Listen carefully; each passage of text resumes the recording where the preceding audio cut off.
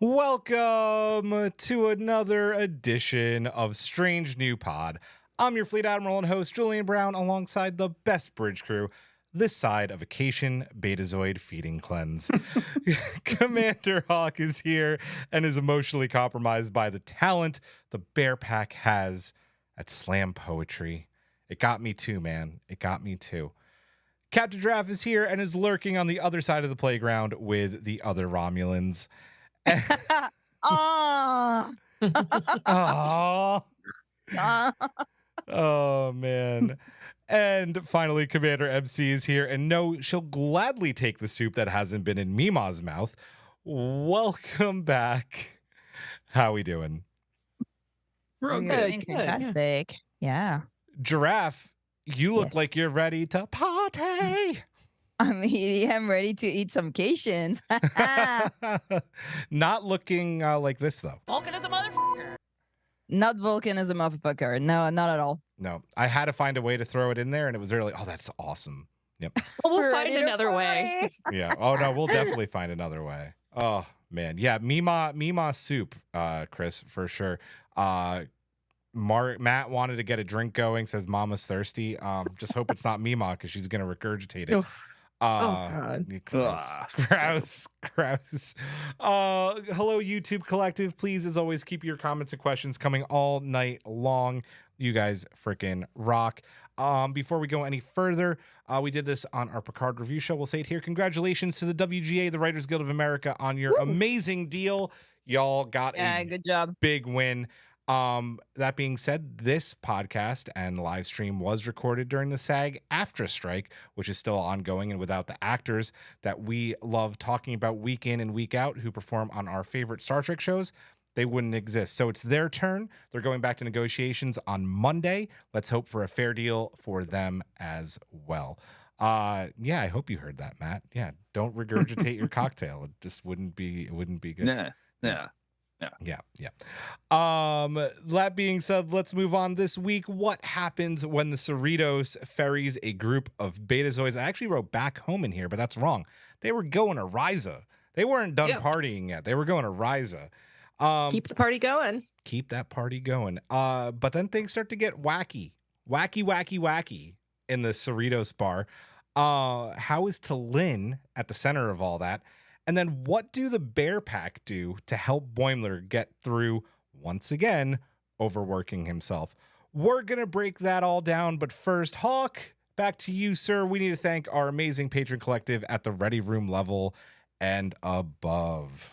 Yes. Thank you to Simon Stager, Jeff Reeve, Mariah Gossett, Tallulah, Jen Stein, Tina Alexander, Joe Saporito, Noe Santos, Kang Wee, Takako Nagumo, Kara Kennedy, Fernanda Nogales, SMK, Laura Linderman, Colin Davidson, Alan Davis, Jesco, Michael Graham, Emily and Travis, Gildara, Cassie, Rada Hamper, Maggie Light, Living Beef, Wayne Ritz, Skonovark, Sean, Jay Howard, Anna Yurtadon, Mahalani Uchiyama, Matt Harker, Rob Sampson, Joshua Lewis, David Willett, Tara Pollen, Slope 74, Rude Parakeet, Joshua Miller, Adam Sanders. Almost. Lost my place. He lost the line. There's so many. There's so many now. I counted. There's like 61 on here now. So Your last one was Adam Sanders. Adam Sanders. It's because it's Adam Sanders, and you were going to say Adam Sandler. It threw you off. I know. That's what I was know. going to say. I know. I was like, Adam Sandler? Okay. Iris Spengen, Lanky Guy, Cynthia Markey, Aaron Volke, Carl Angoli, Michael Kwan, TJ Meir, Caitlin, Elizabeth Dean, Jim McMahon, The Chief, Ernesto Castagna, Sedano 317, Puka Hair, Three Fries Short, Kate Tippy, Tripping the Reed Alert Over a Pineapple, Sean Manning, Congressional Baseball Fan, Chris Waterman, RHCB, and Martin Simpson. Hey, we love you all. Thank you. Just real quick before we talk about our executive producers, to our amazing patrons, we know that content has been lacking a little bit. All of us have very busy lives going on right now. I can tell you that MC and I are working on something for the quarterly sticker. We'll be getting that to you a little late, but soon. So thank you for your patience. This is in the news, but I'll just say it now, we're going to be dropping a bonus pod just of the interviews that myself, Hawk, and Giraffe did. So if you don't want to listen to the whole Picard review, you can go on Patreon and just listen to those reviews. So, yeah. So speaking of, I also want to say just a big thank you to our amazing executive producers, Simon Stager, Commander Chris Waterman, and the Chief, Ernesto Castagna. You guys freaking rock as well. You help keep the lights on and the holodeck running. Though you still have to make us do the waste removal. So there's something to be said about that. Yeah. We need ensigns. We need ensigns. I just want to give another quick shout out to one of our amazing patrons and one of the lead writers on Star Trek Prodigy. I think he became an executive producer too. Aaron Walke, his amazing, very short trek that came out this week. It was fantastic. He it saved was us cute. all. He saved us all. Yeah. He gave Giraffe some hope. Some hope. Yeah. Like, it's been a long road, but Our time is No, I have finally hope. here. yeah, the time is finally Are here. you f***ing kidding me? We already had one Enterprise reference in this episode. We don't need to talk about Enterprise anymore. Just saying. No, always Yeah. bring up I'm faith so of the mean. heart. I'm so mean. Gene Kang goes in the chat. Oh my God, it sparkles. Hello, Jean. How are you? Uh, Jean is great. Jean is fantastic. Jean is Amazing. friend. oh, Gene is friend. Awesome. Hello, friend. Hello. Darmok is arms wide. Let's see. Other news. I'll keep it on Prodigy, a little bit out of order here. So we announced a couple of weeks ago that we are going to be doing something for Star Trek Prodigy Day, which is October the 28th. And we came up with what we're doing. We are very excited to announce that we are going to do a cadet report. That's right, cadet report. Our friends at Open Pike Night, they have a great format of doing listener calls and things like that, and we're going to steal their format for one episode. We want to hear from your kids and you as well, like your family. We want to know what Prodigy means to you guys, and we're going to talk about that. My kid's going to be on. I'm hoping Eric is able to make that episode for his kids to come on and talk about Prodigy. Because Prodigy is really important, and that's what our reviews have always been about, and how it's important to kids. So can't wait for Star Trek Prodigy Day. It's gonna be a lot of fun. So that being said, get your submissions in. You can go on strangenewpod.com. We have that little microphone at the bottom of our page. You can click that and record a message that way. You could record it on your computer and send an MP3 to a strange new pod at gmail.com. That's a strange new pod at gmail.com, because we can't change the email and get rid of the A. So just remember that. Deadline will come up within a couple of weeks, but obviously before the show. MC, what else is going on in the news? Why don't you read the other two news bullets at the top? Okay, so we have happy hour next week. No information about when it's going to be. I assume after the show. No, it's not, because okay. we're recording a double episode. Because We Oh, are? okay. we are. We're not aware. Surprise. See you. That's why we come to the podcast. That's why you come to the podcast, to find out news. Yep. Yes.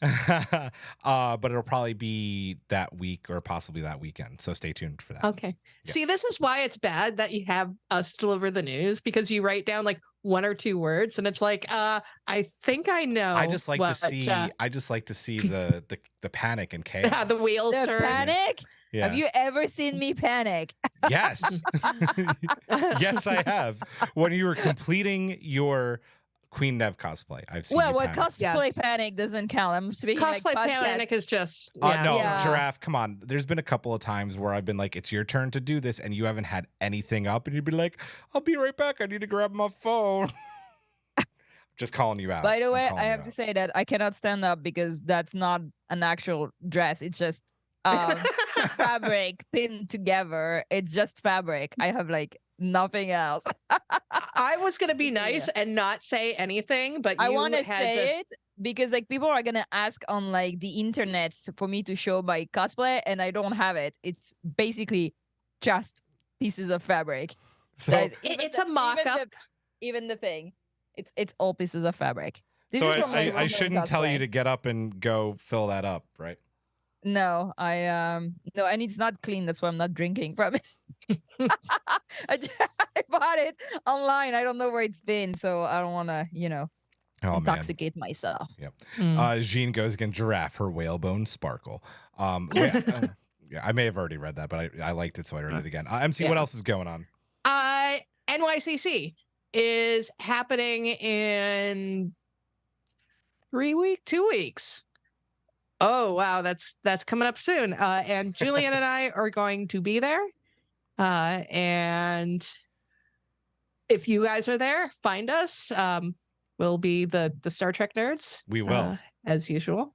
And we will most likely have stuff to give you guys. We'll have stuff to give you guys. And listen, it's becoming a more likely chance that this strike is going to be over before New York Comic Con. So that Star Trek panel all of a sudden could get a lot more interesting. So yeah, that is true. Fingers crossed. Fingers crossed. I know a lot of my actor friends too are excited who live in New York, who are excited about it possibly being over by then, because some of them are also cosplayers and are not cosplaying in solidarity. So it's good stuff. Giraffe. What's Yes. I already mentioned that one. Who's our partner? Who do we partner with? You went to a thing. Yeah, heroes and villains. I was like, who's the brother? Yeah, I went to the pop-up store of Heroes and Villain last weekend. It was really cute. There was a lot of cool Ahsoka stuff. Know that I got to talk with the people working in Heroes and Villains, and I told them that we wanted the same cute stuff for Star Trek, so it's coming. I bought some cool chopper t-shirt, and if you want to do the same for online purchases only, use our code STRANGE for 20% off your first order. That's So right. buy a lot. You can get this hat. And that's in the US only, because you know what would be cuter if they shipped to Canada and internationally. Agreed. Sure. Complaints everywhere. Yep. Yeah, Send them an email. Yes, but send them an email, but also buy stuff from them if you're in the States. And if you're in the States, buy stuff for your international friends and then send it to them. Yes, do that. This hat's from Heroes and Villains. It's awesome. It's the USS Enterprise Registry United Federation. It looks like an actual like World War II military hat. It's very funny. It's cool. I really like it. Let's see. Strange New Loop. Should we do it? Should we do it? Yeah? All right. Strange New Loop time. Listen, if you were going to write some slam poetry, some good old slam poetry, what would be your subject and why? YouTube Collective, let us know as well. Who's got something? I'm going to go the first because I silence. already have something. The silence. I'm going to go first. Since there's silence, I'll let you all off the hook and let you think for a minute. I also want to say that Tara, repping Heroes and Villains in her Heroes and Villains hoodie right now, CBF, wearing their Heroes and Villains Ad Astra Aspera shirt. Love to see the Let's Heroes and Villains. go. So, mine would be about Janeway and her rightful decision to off Tuvix. And why? Because hashtag Janeway did nothing wrong. That's the only reason that's necessary. That would be my slam poetry, and it would be beautiful, and there would be tears, and that is mine. Who's got one? Oh, I had a rough one kicking around in my head. A rough one? I like rough. Go rough. ahead. Wolf 359. Oh Today my was God. a good day to die. The best of both worlds, we showed them the best of ours. Sadly. I told you this was rough and I didn't finish it, so. The You fact didn't that have you to came write up it. with one. Damn. I'm not gonna come up with poetry because first of all, I don't think I can even do that in my native language, so forget it in English. But I think I'd write something like very, 19th century, like dark, contemplative, like slam poetry about how synthetiol is not alcohol and it sucks. I like it. Yeah. Something like Okay. this. Something very Baudelaire, but Mhm. without the booze. Yeah. Yeah. Yeah. That was very good, Hawk, by the way. I'm that was impressed. amazing. I was not prepared for that. So what I would do probably is to bring Caliphie why she was right. Yes. These are all very good. I like it. I like it. We have one from Gene Kang. The Moopsie. He's out of his cage. Moop. Moop. The Moopsie is out. Well done. I like it. I like it. That is great. Oh, damn. Okay. That's good. Hashtag Tuvix had it coming from Tara. Wayne or Tuvix? Did I hear Tuvix? Yes. Yes, you did. Norman goes, imagine Data slam poetry. You know, if Data was going to do like something, this would actually be very up his positronic alley, I think. Would it be about his cat again? It would 100% be about Spot or painting. Or he could go sad as fuck and make us all cry and do it about LOL. Oh, no. No, you go stand in the corner and you think about what you did right now. Turn around. Do I speak lies? Do I speak lies? I don't think so. Definitely about Spot, Ernesto says. Anything else on the slam poetry front? Good? Everybody happy? So it looks like in the chat we've got DS9 and the Wormhole from Jay Woodman. Tara said Ode to the Founders. Oh. And I think that is Norman Butchwald said Wharf slam poetry. Jetsia would be proud. She would. She would. She very much would. I These are all don't have very my good. glasses, so I can't read anything, but I think it's great. She can't see without her glasses. I can't see Oh, without my CBS. glasses. Oh. CBF. I can right? vaguely. Wait, what'd you say, CBF. Hawk? I say CBF writes anything Kayshawn says could be a slam poem. That's very true. Yeah. Here's another one. Paramount. It's failure. Prodigy nowhere. Needs to be back. There's another one. Needs of the You many. went a little Shatner in I that. did. I noticed that.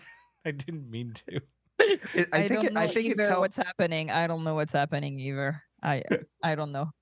Yeah. I'm just gonna wait for it to be over. Drafts like my friends are. Oh, here's one. David Ellis slam poem. Kayshawn on the Cerritos, always memeing, sometimes understood, eyes open. Damn, Nice. collective, getting it done tonight. Very Yeah. impressed. Very impressed. We did not expect anyone to actually write poetry. We just No. thought you'd come up with the topic. So, guys, post pod, we are having our slam poetry panel in room 209. Oh my join us there. God. It'll be really fun. My friends are nerds. Says the woman dressed up as a drunk Betazoid. Got him.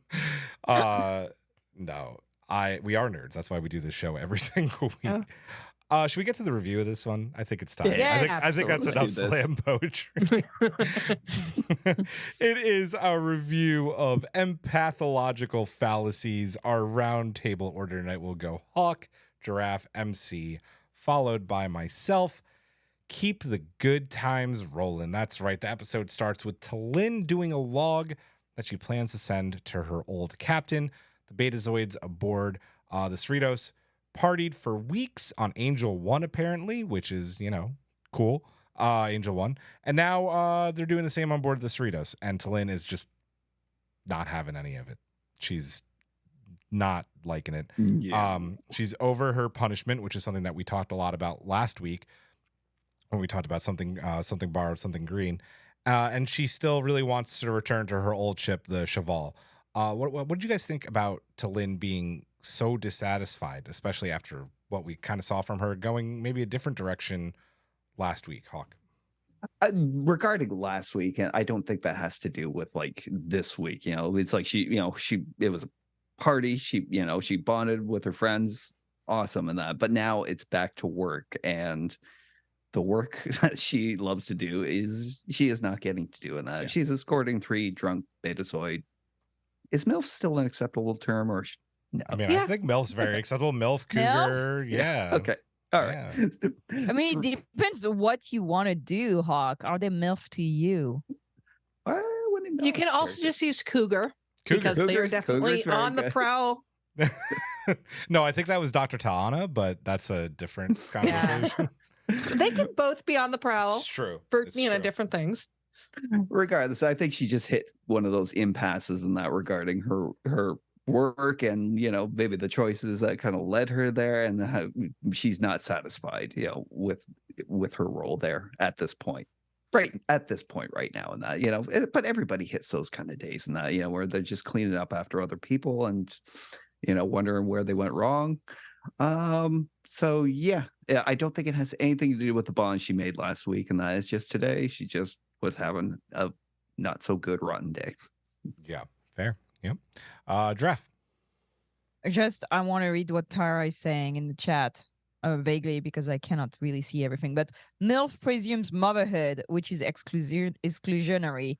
Exactly. That's true. Fair. Yeah. Okay. Yeah. So Yep. Cougar. We will Cougars. be going with Cougars. Cougar. Yep. Mhm. Yes. Yep. So I was confused about why they put Tulin on this assignment at the beginning. I was like, it doesn't make a lot of sense. And then I realized that maybe she would be the only one that would not just end up that drunk or in the bed of one of the Betazoids. So she was like Betazoid. So I thought, oh yeah, actually it makes sense. But then it's again it sounds a little bit like what we saw in the other episode. Like, what is it in English when you make the new people do stupid things? Hazing. Hazing. Yeah, I was Yeah. like putting a young Vulcan to babysit free infernal Betazoid is kind of with you're three setting up. infernal Betazoids with hardcore Loxwana vibes, right? I mean, but that's where we see that it's not Loxana. They're all like this. Yeah, exactly. Like exactly. funny. Yeah. I'm just, it's a bit mean, poor girl. And she's already having trouble. She's already struggling.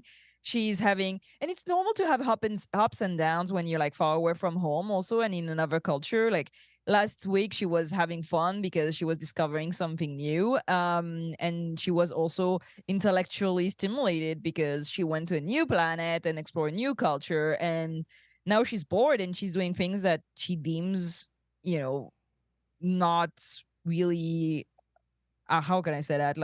There's not no beneath her, kind of. Yeah, no, it is beneath her, but though. yeah. No, but It is. it is.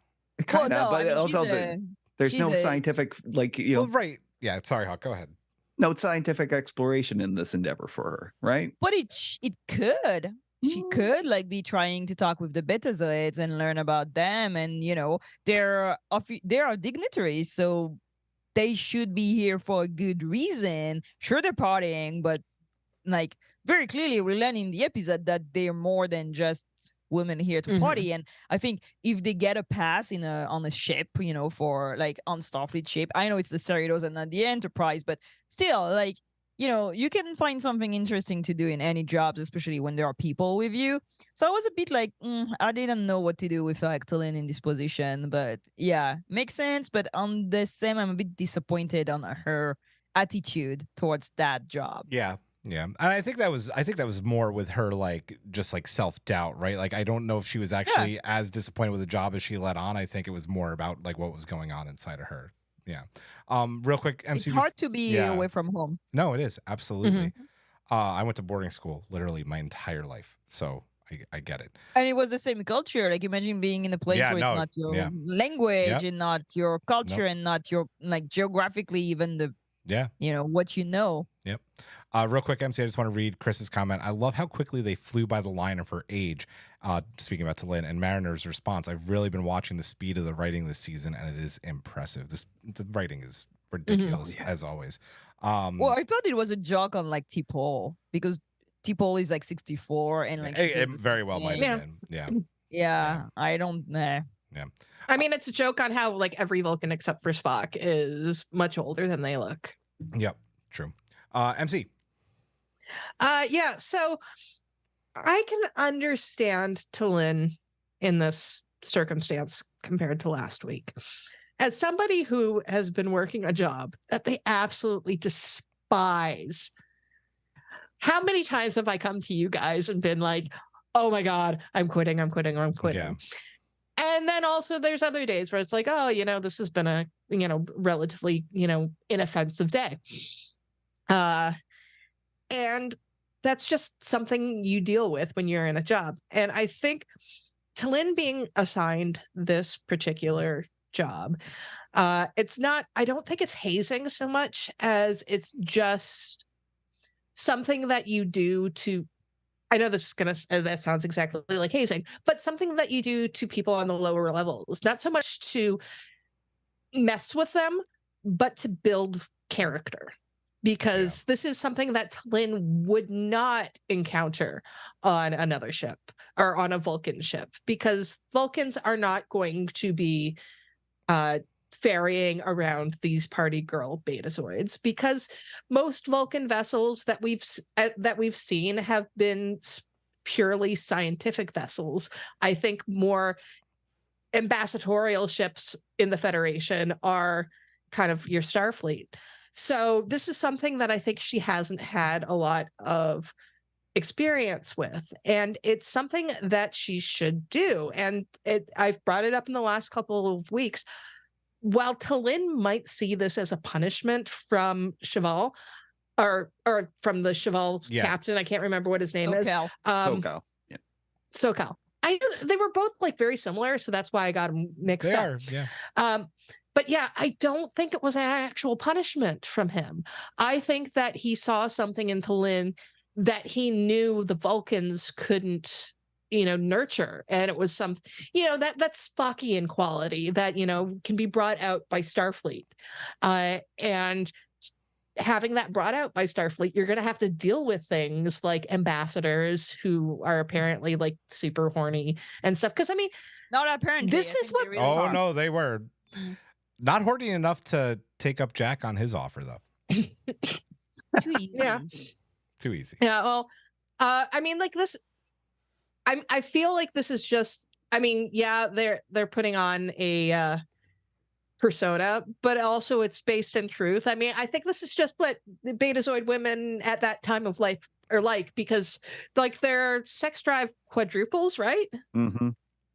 It does. It does. How do you measure that? Like, how do you be like, oh, my sex drive feel like quadrupled? Like, I have no idea, but they mentioned it. They mentioned it in a TNG episode, and I'm pretty sure Gene Roddenberry had a part in it. Let me see that it's written by a man. Man writing. It was women. absolutely put in there by Gene Roddenberry. Oh my god, question. 1000%. MC, to what you were saying, Ernesto brought up a great point. It's paying your dues in a job, right? Like, yeah, yes, exactly. She's like science division, but also you're not doing science division shit every single hour, every single day of the week. And this is what she was assigned to. And again, like, I think it goes back. But again, like, it can be scientific. No, like, she wanted to go to Orion for that. Yeah. But now that's not really interesting, because also I think she's little a bit like the nose, how can I say that? Like, snooty. She's snooty. Yeah, she's snooty. Like, she thinks like Betazoids, because they're partying, are like, not interesting, and they end up being like the most interesting women on that freaking ship. So, and I think she's young also. Like, she's a kid. Yeah. And I mean, also, like, at the end of the episode, these women are talking about how they can help T'Lyn with her telepathy, which is, a very deep thing from these women, and something that you don't really think about when women are getting drunk and putting yard cups between the commander's ass cheeks. Jack got jammed played, it right in there. Man. Jack got played. Oh, poor Jack. Not really. Dude's a creep. I got nothing. I'm gonna pass because you guys all said it perfectly. I'm using the pass button. No, you guys did great. I don't want to spend a ton of time here, but it's canon now, so we have to talk about it. The Caitians, they used to hunt Betazoids in the ancient times. What did we think about the bants between the Ta'ana and the Betazoids, and then Ta'ana like secretly licking. Who eats who? I thought the Betazoids The Caitians eat Betazoids. The Caitians eat Betazoids. Oh, they missed a joke. The joke was just here. That they eat pussy? I thought it was that. I thought it was this. And it's the pussy eats them. The pussy eats them. Yeah. Come on, lower decks. It was just here. Just here. Yeah. I remember a joke somewhere about talking about flaying. Chris wrote, I thought Julian said he got flayed for a second and it works. Where were we talking about flaying? Oh, last week. Last week. Tendy. Yeah. With Tendy. That's right. Yeah, so what do we think about the Cation and Betazoid ancient times, Hawk? Go ahead, Hawk. Go All ahead. right. Top that. So I don't think you can. at the first mention of buffet, I was actually thinking something else. Well, don't stop. Just say it. Given it's like with the the drunk horniness that was going around and that, and they brought the Betazoids to Dr. Ta'ana and that, and she's like made that comment about the buffet and that. I was pretty sure she was gonna like take them to the holodeck to show them one of her programs. I mean, I wouldn't put it past Ta'ana. She's horny Yeah. as fuck too. But then the reveal and that they used on Betazoids, and the Betazoids were like, yeah, we remember. Yeah. It was great. I'd ask you to go on, Giraffe, but you had it the other way around. Well, I mean, I don't know. I remembered it that way because I thought it was a hilarious joke. I mean, but, it is. but now I don't know. I don't know what to say. It's less fun, but yeah, I don't know. Buffet. I pass. Tara wrote brisket. I'm going to tear them up like a brisket. David Ellis, well, don't stop. I'm sure that's what the Betazoid lady said.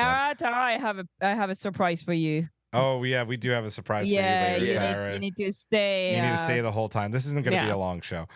Brace yourself. We say every week and then go 3 hours. MC, Betazoid Cation hunting.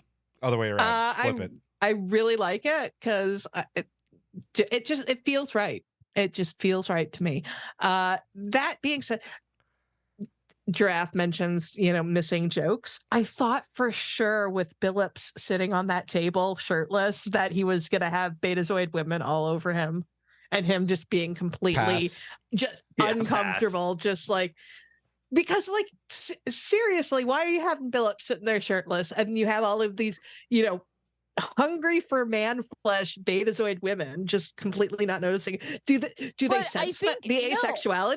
Yeah, Because they're of they're empathy? telepathic. They're telepathic. So they're empaths. So they totally saw that he was asexual and it didn't bother him because consent is a great thing. And Boom. they're Yeah. not totally crazy. They're enjoying when people want to be with them. And There were plenty of they're people just in the that bar hunters. enjoying themselves.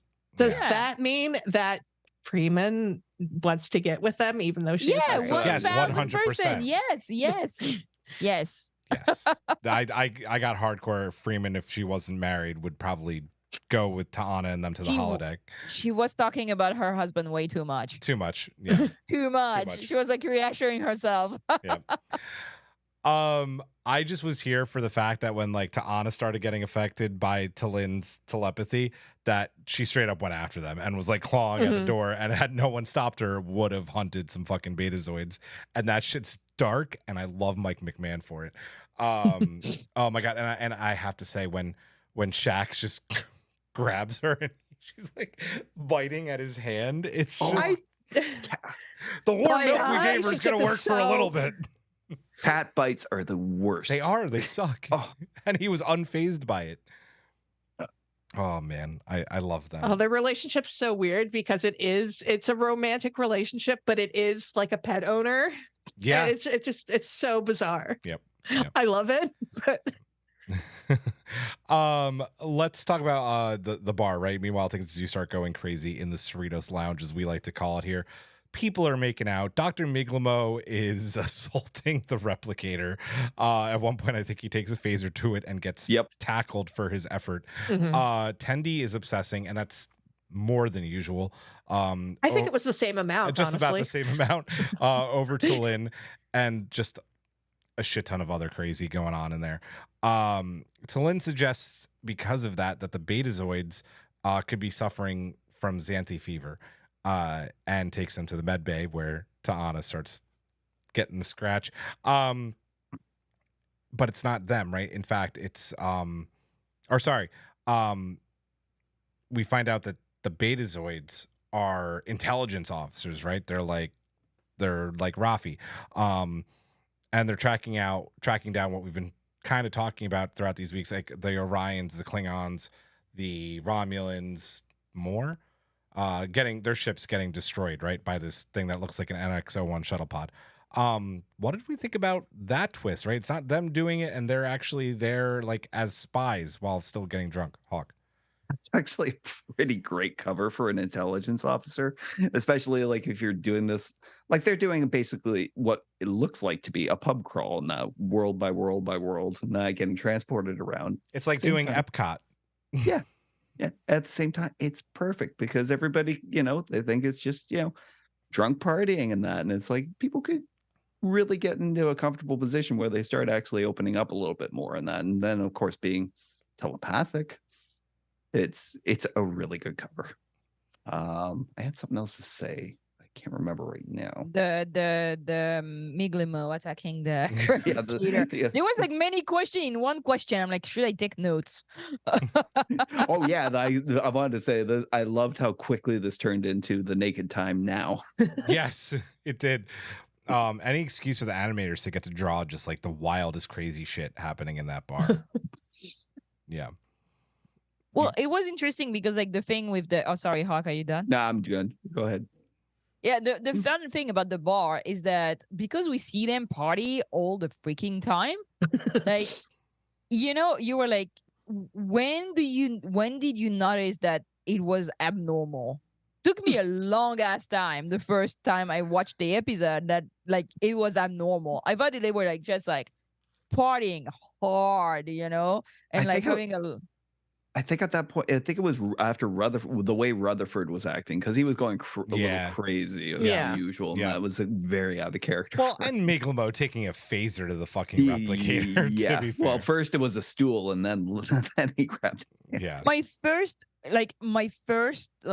idea was that somebody had spiked their drink, So the drink that they were all drinking, like from the beginning, was something, making them go crazy and so on.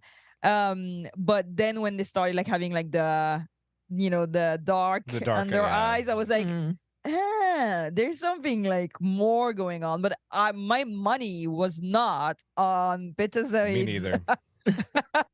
Agents, like at all. So when they did the reveal, I was like, for it. I was so here for it. The thing that's funny is that I wanted to do the costume from the trailer, and somebody told me watch the episode before doing anything because there's Act 3 knickknack and that's Act 2 Betazoid costume, and I like how their outfits go from like nightgown though, and then intelligent scandalous. Yeah, and the funny thing is that like it's kind of doable, but with like stripper clothes techniques, basically. Lots of tearaway stuff. A queen loves a reveal. Listen, it was giving drag queen, like very much. like drag queen reveal. But I know that was amazing, and like the lipsticks with like the very very cool character creation, like these trio. And can we talk about like the voice actress? Because I lost my mind when I heard Channel James voicing one of the Betazoids. And I mean, it's Rachel Dratch, sorry, Channel James, and what's that? Wendy Malick. Wendy Malick. And what a choice of casting. Like the perfect drunk aunties. So like good. Incredible. So yeah, that was perfect reveal. I love. I'm so sad I can't like relive it a second time. I love that. I just love that there's like a little bit of Abbott Elementary in Trek now because we love that show. I know you love it too. Yeah. You good? Yes. MC. Okay, first of all, before I say anything, Matt Harker is going to do a gender bent Betazoid spy on the cruise. Absolutely. Like, you're making me tempted to go on the cruise just so I can see that. Picks or it didn't happen. There's nothing that will make me go on a cruise. That's fair. But still, I want to see Matt's gender bent Betazoid spy. So this, I did not think that the Betazoids were responsible for this because it does not track with Stanley Theater from the episode Fascination, which just made everybody fall in love with everybody else. It was basically Midsummer Night's Dream, done very poorly. And this, I mean, like, it's not surprising that it ended up being T'Lyn because this was like Sarek, the episode Sarek. It was, you know, when everybody like starts just having all of the emotions. When I mean, I do agree that it took a while to figure out that things were wrong, because I mean, T'Lyn even points it out, because Mariner says everything is strange and loud, and T'Lyn's like, it's always strange and loud here. Yeah. And it was, I think it was Mariner really that kind of tipped it off for me, because Mariner was not indulging in the debauchery. That's not how she was freaking out. No, over she was things. actually It was, very like protective over Carol, which was a really interesting. I have to save my mommy. Yeah, I loved it. That was such a. And there I was love that line. There was a point where you could see like Mariner hadn't been drinking at all, and yet the change came within like a second. You could see under the eyes. Yep. Yeah, no, she was really very protective of Carol, just in all things, not only wanting to go save her, but like when Carol says, you know, they think I'm hot, and like, Mariner's like, I have a hot mom. Oh, thanks, sweetie. I changed my hair. So good. By the way, don't you think it's weird that with all these telepathic and empathetic species, there's no safeguard for that kind of thing on a freaking spaceship? Like, how it disabled everybody in like basically some kind an of hour. suppressor. Yeah. Or like having them like being checked like every so often to make sure that they're not sick, or I don't know, that they're not gonna make everybody go crazy. I mean, the number of Vulcan we've seen go insane and like they should have some sort of telepathic field that like dampener. But I mean, this is also a federation that doesn't give Vulcan officers leave once every 7 years, so they're not really respectful. Don't you think the missions are 5 years for that only reason? I mean, like, that's possible. Yeah. So I'll always bring things to Vulcans, even when we're talking about Betazoids. Well, I suppose we're talking about Vulcans in this too. Vulcan is a motherfucker. Vulcan is a motherfucker. Vulcan is a motherfucker. Let's go. I need that on a t-shirt. I really do. And the Betazoid having them be intelligence officers, I love it. It is so James Bond, because like he is like this, you know, martini drinking, you know, ladies man, and this is exactly what these women are doing. But it seems weird to us because they're ladies, and because also being ladies of a certain age, you know, makes it stand out to, you know, us as people. But I fucking love it, because it should be like, we should be able to have stuff like that. And I like Betazoid intelligence agents because it doesn't seem like something that we should have from Betazoids, because most of the Betazoids we've seen have been, you know, diplomats or, you know, counselors, you know, it's their hat, the empathy. Like, I think the only time they really went different with it was it Lon in Voyager, the serial killer. Oh my god, yeah. By the way, Lon Suitor. Yeah, right. Yeah. It's that Tuvok wants to airlock. Yes. He's like, just let's kill him. always Betazoids and Vulcans. Yeah. Well, I do think that it's very smart though to have like agents that are telepathic. Oh, It's 100%. like, absolutely perfect. Definitely. Which ask again the question: why are there no safeguards? Again, telepaths. Like that's crazy. But no, I do think that also Vulcan and Betazoids, because they have such a different kind of telepathy, I think there's a bit of like resentment or like a little bit of speciesism between the two. You know, I don't think they see each other as equal, or they see each other like, you know, as superior telepath, because they work it in totally different ways. So I wonder if like the Tillin thing doesn't come also with some you know, bias that she may I have could see that. inherited. Yeah. Yeah. And I Explain could totally Tuvok.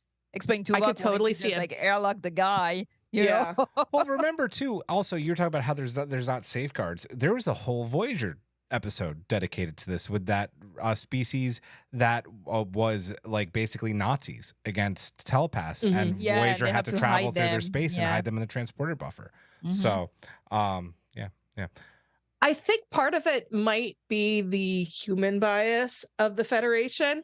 They don't want to admit that these other species exist. And not only that the other species are better than humans, because humans are fucking basic as fuck. Truth. And yeah, I really want Betazoids to be mocking Vulcans for their telepathy, because it's like, yeah, I have telepathy and I can also experience emotions without going crazy. And yeah, I'm, as much as I love Vulcans, I need somebody to take them down a peg, and I don't mind it being the Betazoids. No, that's And Betazoids don't need to touch people to be telepathic. There's also. that. Yeah. Very true. Very Yeah. true. Norman Buckwald in the chat says TNG's Night Terror states clearly there is no way to block telepathic messages. Oh, interesting. Man, I mean, there's no where way there's a until you will, there's find a way in Starfleet. That's yeah, right, Giraffe. exactly. Speaking of the chat, I want to read David Ellis's comment real quick. I like that episode played with how similar the Vulcan and Betazoid mass horny episodes were. It was the same basic effects, so they used the similarity for a clever misdirection. Wait, a white Vulcan mass horny episode. I'm trying to think of that too. Are they? They don't go mass horny, they go mass murder. Unless when but, they do, like, David Ellis, let single us know what horny. episode you're talking Yeah. about. I'm very Like, curious. They go horny one at a time. One at a time, yeah, and then they want to kill everybody. But that's, I mean, Yeah. Let me just, the only thing I really want to say about this, because y'all once again hit it on the head, it does suck to be last sometimes, is that I just love that even though they were all under telepathy, some people went a lot more crazier than others. But like, I also think some of the crew just uses as a fun way to let loose and like just have some fun with their friends. Like, there was nothing harmful about them all doing a naked pyramid together, and I was here for it, and they were having so much fun. and everybody was not naked. No, they were in their undies. Yeah. It was Teddy like was very fully respectful, dressed. and Teddy was Teddy fully was dressed. fully dressed. So yeah. it was just like, dude, they were just having fun, and I really liked that about this episode. That it wasn't like there was some bad, but it was mostly pretty innocent. Like, they were dudes just making out on the bar, having a good time. Like, And you know that those guys, yeah, they're probably already in a relationship. Yeah. They're in a secret relationship, and this is just them, like, being out in the open. Finally, exactly. So yes, and did we see the woman in the hijab? Yes, we did. that was amazing. It was amazing. It's I great loved to it. see. Lower Decks has done that a few times. It's always great to see. So we've been talking about this already, but let's continue. It turns out that the telepathy that's affecting everybody is coming from Tillin, who's imprinting her emotions on everyone else because of her involuntary transfer, right? To the Cerritos. And from the way she's feeling, a little bit of self-doubt, like not being Vulcan enough. It also turns out, so it's debatable whether she actually has Bendai syndrome or not. Memory Alpha went and immediately and she was diagnosed with Bendai syndrome. They actually didn't diagnose her with Bendai syndrome. No, we'll get into that. Yeah, we'll get into that. So, because I thought that was just for like 200 and above Vulcans. What did we think about this arc for Tillin, right? And I didn't put it in here, but I also think it's important to talk about the fact that it was Mariner who was really there for her in this moment. And also important, I've seen it a lot on Trek Twitter today. A lot of neurodivergent Trek fans are really feeling like heard and seen by Tillin in this episode. Hawk. Yeah, I really wish they kind of been a little more straightforward about this, because like Bendai syndrome and that, where it's basically like Vulcan form of Alzheimer's Yeah. and that. So, Mhm. and as soon as they said like Bandai syndrome and in like such a young person, I was thinking like, the words early onset came to mind and that. And I think they kind of just, part of me felt that this was the only problem with the episode. They left that part a little lacking in that. It's like, does she have a condition? Does she have Right. Bandai syndrome? And is it early onset? And, because like there's, as far as I remember, there was no treatment, no cure for it. Excuse me. That's what I mean, killed Sarah. Sarek Yeah. dies from it. Yeah. Yeah, because they didn't have any sort of a treatment. So yeah, I'm glad it worked out. I like the mention about Mariner and that, because like T'Lyn in the past couple episodes has kind of been like that rock for like the lower deckers and that when they were having crisis moments, like Boimler in the second episode or the third episode. And yeah, and this time around it was Mariner. She actually told her exactly in her own way, told her exactly what she needed to hear at that moment. And that she was Vulcan as Julian. Vulcan is a motherfucker.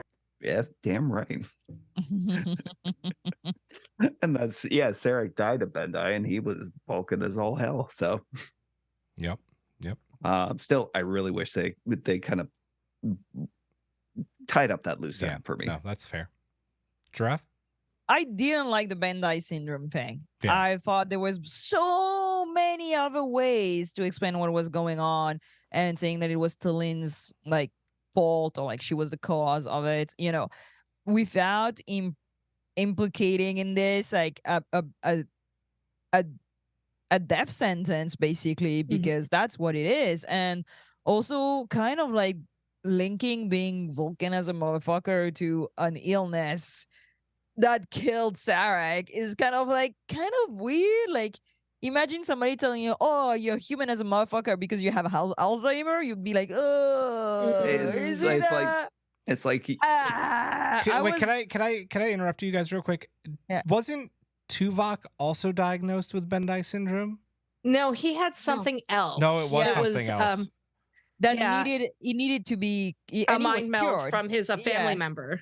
Okay. Yeah. And he can be cured if they come back to the Alpha Quadrant. That's why it was important for them to come gotcha. back. Okay, thanks. Because he goes insane. And it's the same with T'Pol. So she has another illness, that could be cured and so on. But I mean, yeah, I think it's fascinating, the idea of like mental illness for telepathic people, and that there's something of like a physical illness also. It's kind of an interesting idea, but I didn't like how fast and how light Mariner was like joking about it.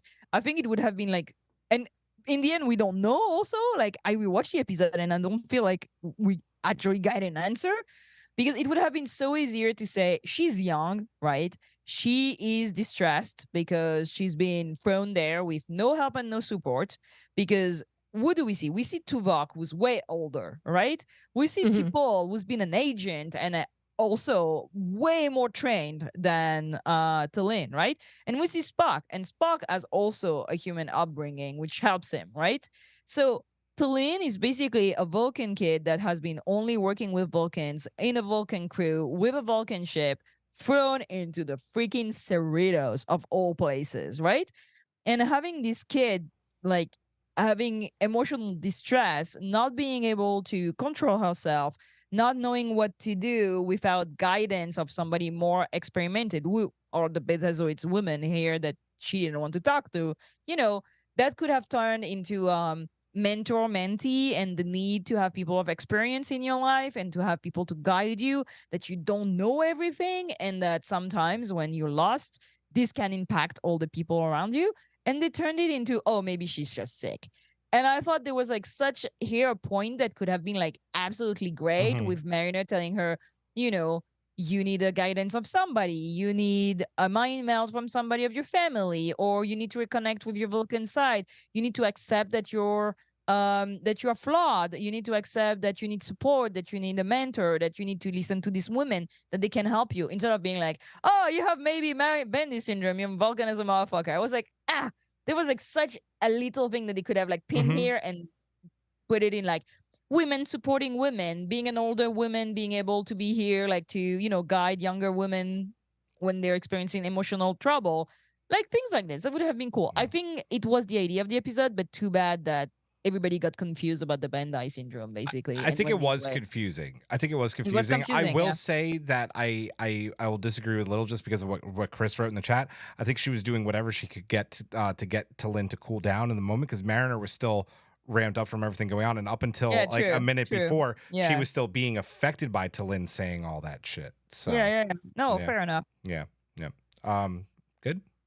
And we don't No, know keep how going. she gets cured. We don't know what happens. I think Mariner just Like, how- talks her down. Then she doesn't have the Bandai No, I don't think she syndrome. has Bandai syndrome. I have things. Oh, Yeah. go ahead. Yeah. Yeah. It is absolutely not Bandai syndrome. No, I agree. The whole the Bandai syndrome Elcar that comes up, Lynn pulls that up because she realizes on the scanner it's like, oh, I'm the one who is radiating like this psychic energy. It must be Bandai syndrome or something. And so she pulls it up. So it's not like that she was diagnosed. She was assuming that's what it was. And I think Mariner saying that, comparing Lynn to Sarek, that was because, like I said, there was like a huge brawl in 10 Forward when Sarek was on the Enterprise with Bandai syndrome. And this is what Lynn is feeling really ashamed of, the fact that her, her telepathy is causing all of this chaos.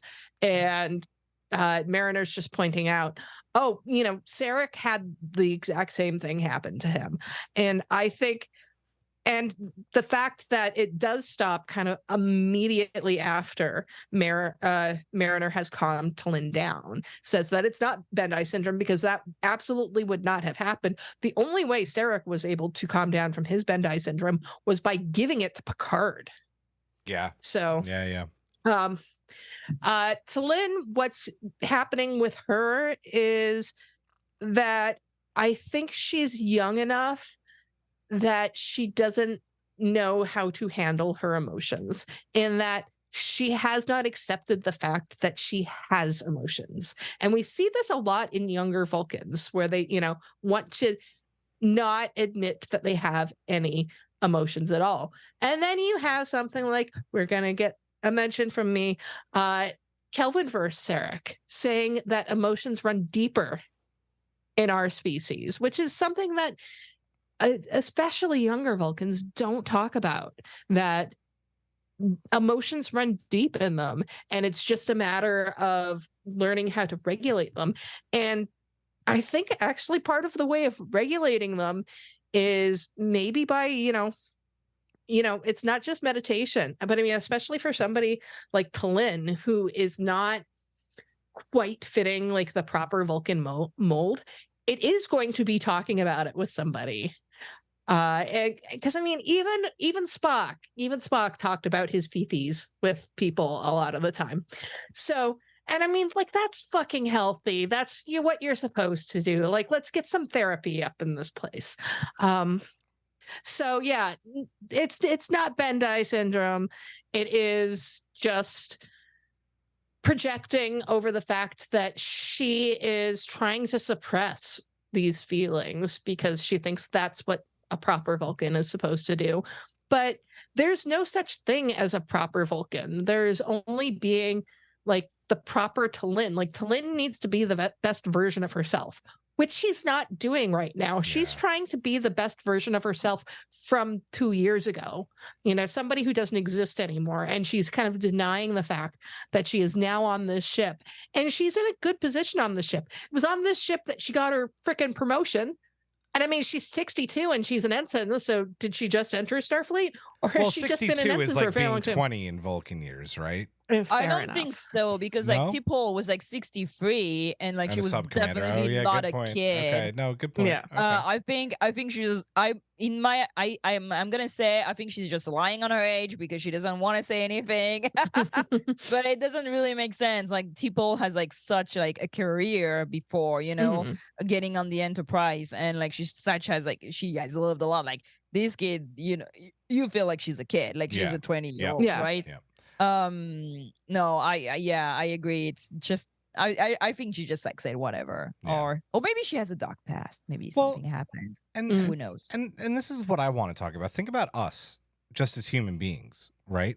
And when you go, let's say you go somewhere you don't want to go, like your wife drags you to a party you really don't want to go to, or you have to go to a fucking work event. And instead of putting on a happy face and smiling, you just decide to be a miserable prick, right? Everybody's going to feel that. And the mood in the room is going to change. And that's just as humans. Like we emote that way and it affects people's moods. So to have a young Vulcan doing this on the ship, no, I agree. It's not Bendai syndrome. It is just she doesn't quite know how to control it, and it's coming up and affecting everybody else just a lot more harsh. I also think that like she's funny to say about a Vulcan, but I think it's true. And it's what her captain was saying about her. She's acting out a little bit, right? And the fact that she's been involuntarily transferred to the Cerritos, I think it's making her act out even more, and also making her feel unsure about herself. And I really liked that last week established that Mariner's kind of taking care of her, because it made me feel like even better this week that even though Mariner was still getting like whatever, mind fuck from Talin, that it was her that was in the room with her, right? Because I know that Tendi's trying to be Talin's best friend, but I think Talin's best friend on the ship right now is Mariner. Mm. And I really liked that it was Mariner that was able to calm her down. And I hope we Don't see. you think? Go ahead. Oh, sorry. No, go ahead. Don't you think she creates that much chaos also because the Betazoids are here? They've been boozing everybody. Yeah. They've been going on the party, and like everybody's kind of like unsettled and already like in a not very serious mood, which like amplifies whatever's going on. Yeah, with Dylan. exactly. Yeah, no, 100%. It's a perfect storm. Yeah. No, Basically. it is Yeah. literally a perfect storm. So Sadly, and I say this as somebody who actually really likes Talin, she's almost having the Vulcan version of a tantrum because she's trying to write this letter that she can't get out, and it just all of the emotions just come out psychically, where it's just like, I fucking hate it here and I need to get out of here, and just it goes over everyone like a wave. And it's why I don't go to cruises, because I cannot get away. Okay, I can get that. Circle. I'm really glad you brought up Mariner, because I completely forgot to talk about Mariner. Her in this scene when she's trying to calm Talin down, it made me absolutely sure that Mariner is going to be the first one of them who's going to be a captain. I mean, Tendi is absolutely going to become a captain, but she's going to be a captain of a science vessel. Mariner's going to be the captain of a Galaxy class or something that, because she's so fucking good with people. Yep. And it's weird. She looks after them like in her own way. Yeah. She does. Yeah. I made the soundbite for this too, and I had to play it because I absolutely just adored when she said this too. Yeah, logic, bitch. Just like make like it's she's a Vulcan, right? She's maybe not going to appreciate the joke, but I still think it helped Talin. Just like every little thing that Mariner said, I think like helped Talin get back to a cool, calm, and collected place. So I loved this scene. I love the building Mariner Talin relationship. There was a comment I was gonna CBF. Cerritos needs a therapist who's not a bird brain, maybe. To which I would say no. The Cerritos needs a therapist who probably like didn't pass his usual like Starfleet mental health exam and got sent to the Cerritos to be their counselor, because dude has again, it's the Cerritos. It's not the Cerritos. Enterprise. Yeah. Like it's not the Titan. Like I think maybe all of these ships need to get a non-Starfleet counselor, because let's be honest. I mean, I like Troy and I like Ezri, but the counseling level is not high. No. And we talk about that every single week. Mm-hmm. Before we move on to the B plot, we have been giving out a secret code every single week for our Yosemite shuttle giveaway. Who wants to do our code this week? not me. I don't have the outline. Hawk, hit it. All right. So the Yosemite shuttle giveaway code for this week, Angel 1. Angel remember- 1. And remember, you can stack these each week, right? Yes, you can. We've Yes. been getting a good amount of stacks, so get your name in. Some people might be able to pull ahead of you, so you want to make sure you're emailing us every week. There's no deadline. So if you're like backlogged on episodes and you're just getting to it, like email us the code word when you're listening and we'll do it. The only deadline is that we will reveal the winner in the finale. So that's your only deadline. I thought it was actually going to be delivered today and we could do a short unboxing on the pod, but it didn't. So hopefully next week. Gabe is Oh, no one knows who that is, so it why doesn't do matter. you read our private chats loud on the air? Because I'm drinking, that's why. Oh, okay, fantastic. That's fair. All right, guys. Clang goes the Batleth. Oh, that people can see that. I'm gonna just X that out real quick. Hopefully someone didn't see that. Clang goes the Batleth. This week's B plot saw Boimler, you guessed it, being too hard on himself. Classic Boims, right? Rutherford notices it and enlists Shax to help her. He's like, Papa Bear, I have someone enlist in the program. He brings Boimler to the Bear Pack, who are taking part. Guys, email me after I'm getting notifications on my phone. You're distracting me. People are like, I want the shuttle, damn Turn it. your phone over. I Oh, wait, can't- no, you're I reading an can't. outline on I it. have no paper. I have no paper in my house. So he takes us into the Bear Pack, right? And the Bear Pack's awesome. They're taking part in things like slam poetry, puzzles, tarot card readings, charades. At first, Boimler just doesn't get it, right? He's pissed off. He's like, it's Odo in the fucking bucket. Oh, is this a test? Let me hop on your shoulder, Shax. But when Shax tells him that it's not about just like being, this is at the end of this episode, right? Like not just being protectors of the ship and like, you know, being hard on yourself. It's also about protecting your well-being and your mental health. Boims finally gets it, right? What do we think about Boims teaming up with Shax and the Bear Pack this week, Hawk? So as we previously mentioned, you know, Starfleet's complete and lack of mental health services for its own crew is highlighted this week, and we find out that the crew themselves actually have to take on that responsibility for each other, and I really dig that, right? You know, as he said, you know, it's not just enough to be looking out for, you know, everyone when there's, you know, intruders or, you know, some suspects on board the ship. We also have to look out for each other, and you know, games, you know, maybe not the slam poetry for me, and that charades would be fun. How dare you? We'll do not say that word anymore. Charade. Oh, right, charade. Oh, I right. almost didn't put it. I almost didn't put it in the outline. It's ruined forever unclean. I absolutely love this, and probably my favorite visual gag of this week was Boimler crawling around on Shax's shoulders and that, trying to choke him out and looking just like when your cat wants to play in that and jumping up there. I love Shax so disappointed, saying, "That's right, Mr. Boimler. It was a test. Now you have to do one of these." He's just like, dude, stop. Yeah, I'm good. Giraffe. I forgot the B plot. I watched that episode 6 times and I forgot about it. I was obsessed by the A plot. I don't know. I think the slam poetry cracked me up. That's it. Fair. Pass. Like when they come in and be like, "That's slam poetry for you," and I'm like, "Oh, sure." Yeah. Fair. No quartet, just slam poetry. Yep. MC.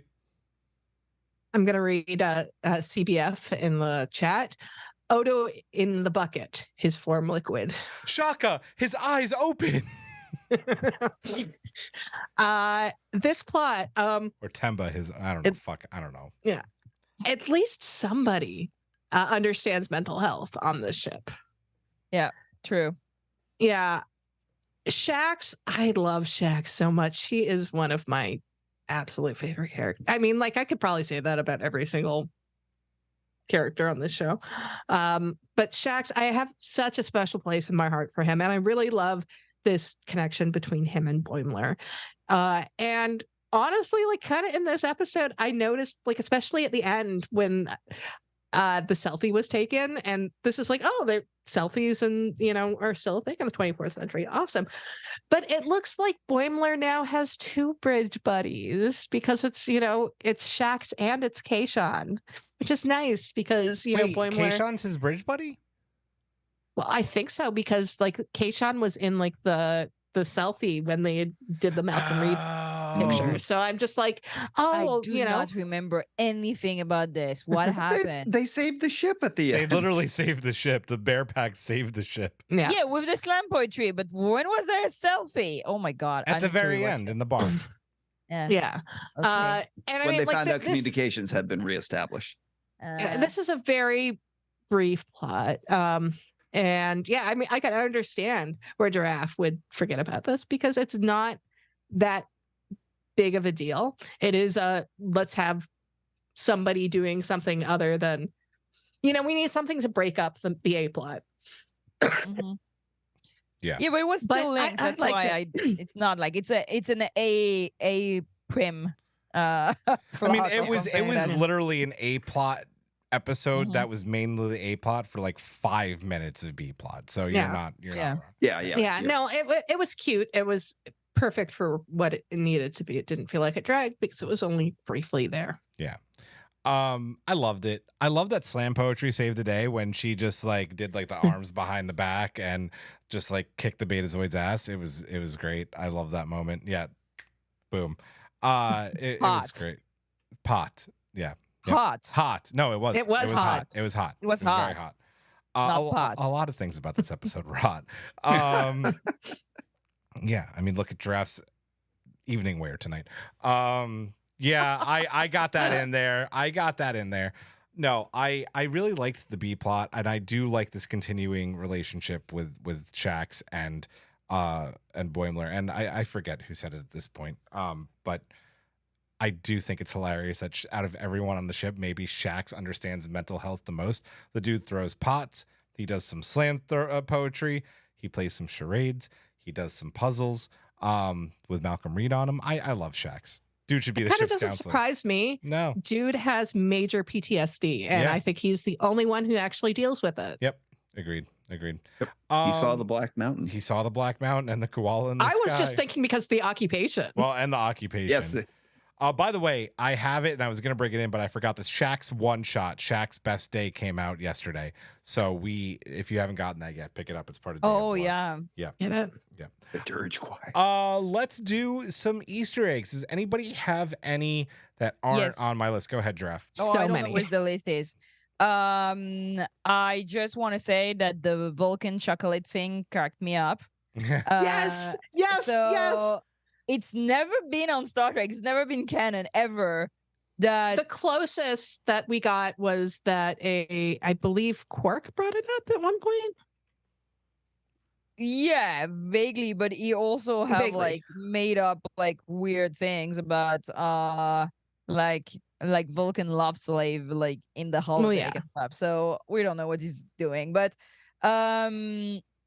yeah, I think it was hilarious that it's very clear that everybody's convinced that Vulcans get drunk on chocolate, and Tulin is like that's not a thing. Like very not like very like I don't understand, she says, which can be read like she doesn't want to talk about it or like it's a thing that is made up. And I love the fact that they're keeping that like Yeah. weird thing about Vulcans going on. I really like it. And Yeah. because it's mostly in fan fiction, let's be honest. Like Yeah, I believe where it actually originated was in the novelization for The Voyage Home, Oh, okay. if I recall correctly. But there's a lot of stuff in the novelization for The Voyage Home that we're just going to ignore.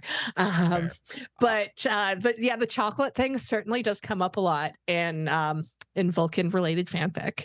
And yes, I did. Mhm. I loved that reference, and I did love that they neither confirmed nor denied it, because Yeah. because it could have been a "What are you talking about?" or a "I can't even deal with you." Draft more? Or is No. it- Nope. Who else? I have so many. I know you do. Go ahead. Hit it. Older Betazoids wanting people who are hard to get is very much like Manhunt.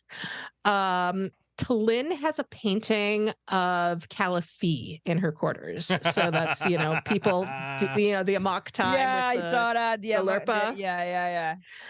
Tlyn saying the crew is weird and yelling is like Boimler and Mariner saying that the Enterprise crew talks slowly and quietly. Hey. There's a reference to Tsunkatse from Voyager. Yep. Let's see. The box that Shax has with the tarot cards and the puzzle, I thought it looked like an orb container. Oh, okay. Yeah. All right. We got a reminder that Vulcans age differently. Quarter life crisis is very much a reference to those old scientists. So I'm wondering if, as soon as they came back, Boimler grew a bad mustache. And let's see. I just want to. We got Ambujitsu gear. Oh, I missed that completely. Yes. In the corridor in that during the naked time. Yeah. And Shax references the occupation. Yes, he does. Yes, he does. Hawk, any Easter eggs? I think everybody's covered them. I couldn't point out anything original. Listen, we already mentioned that the insanity in the Cerritos Lounge is a very big callback to Sarek from TNG. Slam poetry about Worf. Yeah, amazing. Big Merp is playing the game. Which also shows up in Prodigy, and obviously Starfleet has not, learned their lesson from when everybody on the Enterprise had it and almost got the ship hijacked. So, whatever. Angel One, obviously, Odo, and then Giraffe will like this one. I gotta say, are the tarot cards a deep cut to Auntie Ramda? Like, I don't know. Listen, first of all, there were people like on the chat saying that Tlyn is half Romulan. We need to stop with this. No. We need to stop with this. No. Okay, like stop bringing Vulcans in the can have Romulans. emotions. We didn't speak about like my favorite part of the episode when like they almost crossed the neutral zone and the Romulans are like, no, that was the best. That was the best. Yeah, that was I loved it. Yes. So yeah, I didn't think of that, but that's a good idea. Yeah. I feel like the neutral zone is actually like marked off. It's marked off in space. Yeah, it's which is so weird. Space, but linearly in a space that has like no up nor down. So I don't know, like space is 2D. Yeah, space 2D. I feel like we covered this pretty well. Any final thoughts on this one? Your final thoughts, Hawk? Yeah, I love that it was a good Tlyn episode and I kind of come to the conclusion that it's not Bendai syndrome in that, and I think we were tiptoeing around the actual real issue of this entire episode in that she's homesick. Yeah. Yep. Fair. Yep. Treff. I loved it. I think it's one of my favorite episodes of the season just because I love the characters. I love the Romulans in it. Yeah. Like, not the best plot by itself, but it's the one that, like, I don't know. I have a sweet spot for this one. Yeah. Fair. MC? Oh my God. I was saying this before we started recording, but this season is so good. Yep. Everyone's a banger. Yeah. And like Giraffe said, it's like the plot of this is a little, I'm not too sure about it, but I think the emotion that they have for the characters makes it worth it, because I really like that we got something that focused on Tlyn. I mean, like, they're having a lot of her in the show, but this is the first time that straight up, this is a Tlyn episode. Yeah. And it's nice to have an episode about Vulcans that focuses on their emotions. And yes, full Vulcans, not half Romulans. Tlyn is full Vulcan and is alive. I mean, until they tell something else. Unless they tell, but, exactly. Yeah. And big up to the voice actresses. Oh, Gabrielle Ruiz, yes. Incredible voice actress. Yes. Oh, she's amazing. And very, by the way, follow her on Twitter. She is very interactive with the fans. She's amazing. We don't rate episodes anymore, but we'll read some of them on YouTube real quick. 8 out of 10 from Norman Buckwald. 9.5 out of 10 from Matt Harker. Tara, 9 out of 10. Love Tlyn. This season slaps. This is I've already I said it in my. And Chris had a 9.5. Oh, sorry. Yeah. 9.5 out of 10 orbs put into their weird cone things projected into your eyes. Yes, there you go. That's from the game. Yes, this is my favorite season of Lower Decks. This episode, last episode, all of these episodes continue to show why. With that being said, let's get to the subspace to poll and some mailbag. Hailing frequencies open. Who wants to take the to poll real quick? I'll Michelle. take it. I have it. Oh, okay. I have it go up. ahead. Go ahead, Giraffe. The subspace poll and mailbag. Okay, so we asked Trek Twitter what they thought about empathological fallacies, and this is what they had to say. 37.2% said party on Angel 1. 61.5% said Vulcan as fuck. Vulcan is a mother. And 0% said heard better slam poetry, and 1.3% said hold the soup. 1.3 need to go home and rethink your lives. No, I'm kidding. If you don't like it, you don't like it. That's fine. Yeah. We are going to get to the mailbag, and we're going to go a little bit out of order because, as we mentioned earlier, We have a surprise. we have a Yeah. surprise for. I've been hustling. for Tara. I've been going for the holodeck. I've been doing like weird things. You have indeed. Tara. No and longer listening to Freeman. You know, Nah. I'll have to put this in post. ignoring bands. But holodeck computer, activate Mark Twain program.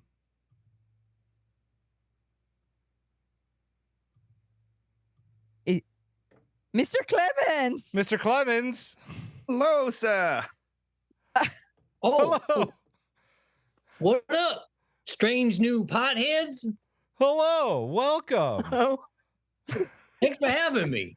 Oh, you're very welcome. It is an honor to have someone of your esteemed, I can't think of the next word, but esteemed something. Esteemed something. Everybody. Esteemed I estimation. imagine it is. Esteemed person. Yes, indeed, good sir. You know, when Giraffe asked me on the show, I thought she said Twain's new pod. So I thought it was a weekly live Mark Twain Star Trek podcast where you review Time's Era every week. And so I feel like there's a bit of a bait and switch, but I'm happy to be here nonetheless. Well, Every Star Trek episode is a Mark Twain episode. Let's be honest. it's True. true. It's very Mhm. true. I do declare. I do declare. You should really be saying that, not me, but I won't make you do it. Mr. Twain, Mr. Clemens, we brought you on to read a very special mailbag from Tara. If you have that up, can you read that, please? I would love to. This is a cold reading, as they say in the business. Tara wrote, "Great episode, great title. Also, I particularly love the look of the changing focus they used a few times, as if they were really filming people and switching from narrow to wide-angled focus. Wendy Malick was amazing. I didn't realize it was her till I saw credits somewhere, and then it all made sense. Mariner's drunk and cursing makes me so very happy. So, Kath, his eyes open was an LOL for me. Goddess, I love Temerians." And now, your weekly limerick. 405 Empathological Fallacies. Talyn wants to send a message to her old captain on the Cheval. She's so distracted, it turns out, she affects the Cerritos morale. It weren't the fault of those hedonistic Betazoids. Romulans can only lurk, waiting on sweet schadenfreude. Let's toast to Tendy's reluctant BFF. Water, room temp for all. Bravo! Bravo! Bravo! Amazing. Well, much appreciated. Good sir, good sir. You are welcome to stay with us and comment on any of the other mailbags we have coming up. I don't think that they have televisions in your time. So I don't know if you've gotten to watch the in your episode yet. time. Oh, you do live in our I time. hit my head in the bathtub in 1874 and woke up in your dystopian hellscape of a future. So I've been catching up on a lot of your popular culture, including Star Trek. So I have opinions, like most fans. I love it. I love it. Well, thank you for that reading. We are going to keep going with our mailbag. I'm going to go in the order that switched on the video. So I'm going to start with Giraffe. Can you take Ernesto's mailbag, please? Ernesto wrote, after one watching, this has entered my top 5 favorite Lower Decks episode. Why do you ask? Betazoic MILFs. Vulcan as a muffer bleep. Yeah, logic, bitch. You gave me the best one to read. Thank Yeah, you. logic, bitch. Shax showing what a badass he truly is. The collective size of disappointed Romulans. Sorry, Giraffe. No, it's okay. It's fine. You're still here, still lurking. And did anyone else get Arya Stark vibes when Hubble dodges the Betazoid that couldn't read her? With great character development from Shax and Mariner being her most Mariner possible, and yet another Cerritos orgy. I can't wait to watch this gem again. Same. By the way, we're getting some great comments in the chat. Tara says she feels very loved, so thank you, Mr. Twain. Also from CBF, one of your ancestors is in here, Mr. Twain. CBF writes, Mr. Clemens is descendant. my descendant. Thank you, Yeah. descendant is my great uncle, and I'm so glad to finally hear from him. So, Can I borrow some money? and Tara would like to know if you're gonna read her limerick every week from now on. That's one way to get some money, I'd say. I got Thursday nights free. Hey, amazing. Hawk, can you continue, please, with NY Rallight's mailbag? Absolutely. NY Raleigh wrote, I never thought I could use slam poetry about Worf in my life, but my biggest laugh came as the disappointed Romulans saw the Cerritos turn away.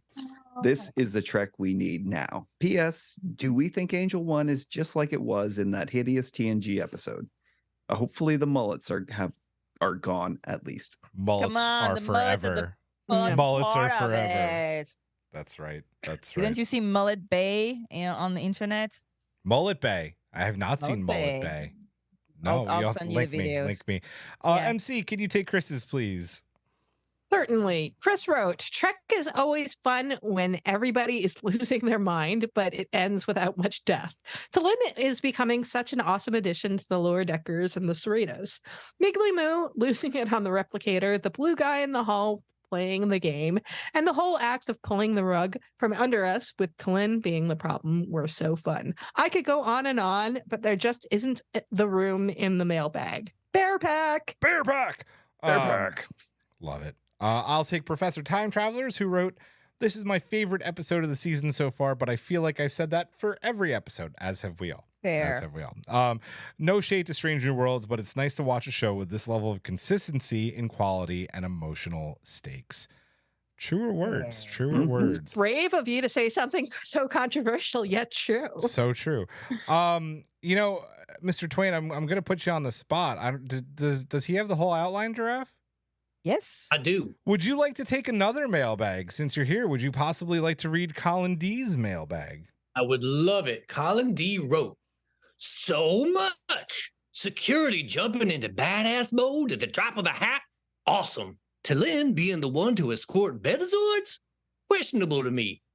Then being the source of the silliness. Delightfully unexpected. Not seeing another ship destroyed. Thank you. Betazed having an intelligence agency? Did not see that coming. Enjoyed this one, but I'm not one to fall in love with a lot of chaos. I did appreciate the gay silliness, though. I'm all for the diverse silliness. 8 out of 10. And the voice of Wendy Malick, in parentheses, I totally enjoy her comic chops. Laughing face. Oh, great, wonderful, Giraffe. Can you keep going with Jedi Cats, please? Oh yeah, you make me read after Mr. Clemens like that. Sorry, not sorry. Reading Rainbow with Giraffe. Let's go. Jedi Cat wrote, really enjoyed this week's Lower Decks. Peak silly Star Trek with a dash of heart. I always love Trek's bottle episodes, and this was definitely a good one. Lower Decks character development continues to be aces. These week's arcs with Boimler, Shax, and Tulin Mariner really stood out. I did not expect those twists with the Betazoids and Tulin. The shenanigans were hilarious. That scene with the Romulans was priceless. And Tulin continues to be awesome and Vulcan as fuck. 9 out of 10 tarot cards. Amazing. And then Hawk, can you please take us home with Jesco's mailbag? Absolutely. Jesco wrote a fantastic episode. There were so many fun gags, but I think my favorite parts were the same as just about everyone else. The depths of Shax caring for all parts of his crew, and Mariner and Tulin sharing a serious conversation that seemed really healing for our new favorite Vulcan. Sorry, Spock. Really love how this show manages to be both hilarious and really touching emotionally. And yes, Mariner has a very hot mom. I can see I can see Luoxana smiling onto this episode from afar. Overall, a solid entry into a consistently fun season, 9 out of 10. Big, tall, glowing drinks.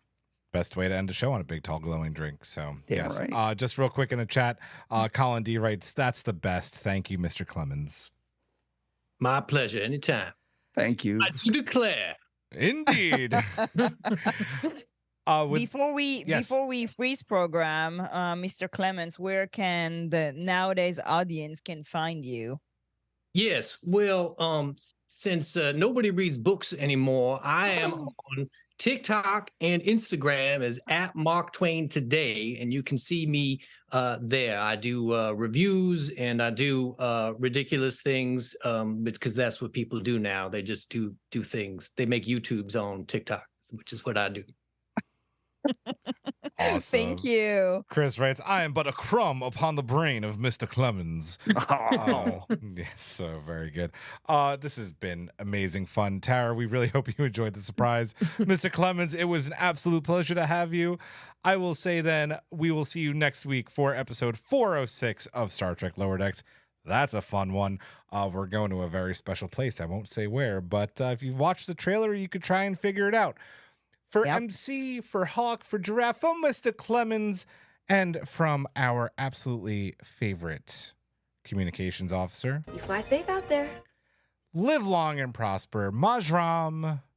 Good night.